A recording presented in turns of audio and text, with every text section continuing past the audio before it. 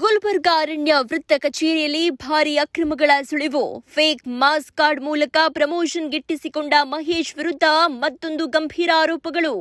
ಕಳೆದ 15ರಿಂದ 20 ವರ್ಷಗಳಿಂದ ವೃತ್ತ ಕಚೇರಿಯಲ್ಲಿ ದಿ ಕಿಂಗ್ ಆಗಿ ಮೆರಿತಾ ಇರುವ ಮಹೇಶ್ ಮೇಲಾಧಿಕಾರಿಗಳ ಅಧೀಕ್ಷಕ ಹುದ್ದೆಯ ಹೆಚ್ಚುವರಿ ಪ್ರಭಾರ ನಿರ್ವಹಿಸಲು ಆದೇಶಿಸದೇ ಇದ್ರೂ ಕೂಡ ಯಾರಿಗೂ ಗೊತ್ತಾಗದೆ ಕಳೆದ 5ರಿಂದ 6 ವರ್ಷಗಳಿಂದ ಅಧೀಕ್ಷಕ ಹುದ್ದೆಯ ಹೆಚ್ಚುವರಿ ಚಾರ್ಜ್ ಹೊತ್ತಿದ್ದ ಆರೋಪ ಕೇಳಿಬಂದಿದೆ. ಅಧೀಕ್ಷಕ ಹುದ್ದೆಯ ಯಾವುದೇ ಕರ್ತವ್ಯ ನಿರ್ವಹಿಸದೇ ಇದ್ರೂ ಪ್ರತಿ ತಿಂಗಳು 6ರಿಂದ 7 ಸಾವಿರದಂತೆ ಹೆಚ್ಚುವರಿಯಾಗಿ ಪ್ರಭಾರ ಭತ್ಯ ಪಡೆದು ಸರ್ಕಾರಕ್ಕೆ ಲಕ್ಷಾಂತರ ನಷ್ಟ ಉಂಟು ಮಾಡಿದ ಶಂಕೆ ಇದೆ.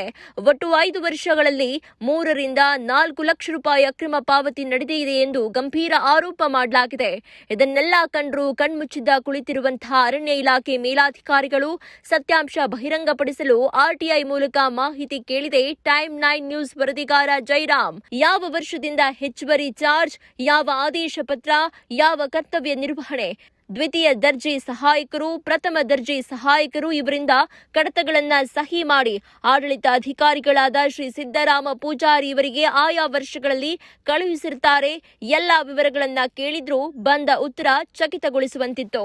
ಇದರಲ್ಲಿ ಎಲ್ಲಿ ಮಹೇಶ್ ಎಲ್ಲಿ ಸಿಕ್ಕಿ ಬೀಳ್ತಾನೋ ಅಂತ ಹೇಳಿ ಭಯದಿಂದ ನನ್ನ ಮೇಲೆ ಸೂಕ್ತ ಕ್ರಮ ಜರುಗಿಸುತ್ತಾರೆ ಎಂಬ ಭಯದಿಂದ ತನ್ನ ಪ್ರಭಾವ ಬಳಸಿ ಸಂಬಂಧವಿಲ್ಲದಂತಹ ಇದು ವೈಯಕ್ತಿಕ ಮಾಹಿತಿ ನೀಡಲು ಸಾಧ್ಯವಿಲ್ಲ ಅಂತ ಹೇಳಿ ಉತ್ತರವನ್ನ ನೀಡಿ ತಪ್ಪಿಸಲು ಯತ್ನಿಸಿದ್ದಾರೆ.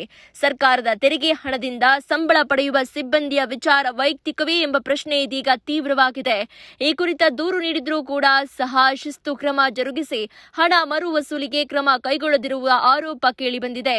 ಬೆಂಗಳೂರು ಪ್ರಧಾನ ಅರಣ್ಯ ಕಚೇರಿಯ ಮುಖ್ಯಸ್ಥೆ ಮೀನಾಕ್ಷಿ ನೇಗಿ, ಅಪರ ಪ್ರಧಾನ ಮುಖ್ಯ ಅರಣ್ಯ ಸಂರಕ್ಷಣಾಧಿಕಾರಿ ಶಾಶ್ವತಿ ಮಿಶ್ರಾ, ಆಡಳಿತಾಧಿಕಾರಿ ಸುರೇಶ್ ಬಾಬು ಹಾಗೂ ವಿಷಯ ನಿರ್ವಾಹಕಿ ನಮಿತಾ ಇವರಿಗೆ ಎಲ್ಲ ಗೊತ್ತಿದ್ರೂ ಸಹ ಮಹೇಶ್ನೊಂದಿಗೆ ಶಾಮೀಲಾಗಿ ಬಡ್ತಿ ನೀಡುತ್ತಿದ್ದಾರೆ.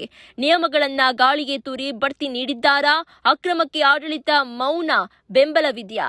ಗುಲ್ಬರ್ಗಾ ಅರಣ್ಯ ವೃತ್ತ ಕಚೇರಿಯ ಈ ಕರ್ಮಕಾಂಡ ಇನ್ನು ಯಾವ ಮಟ್ಟಿಗೆ ಬಯಲಾಗಲಿದೆ ಎಂಬುದನ್ನ ಕಾದು ನೋಡಬೇಕಿದೆ.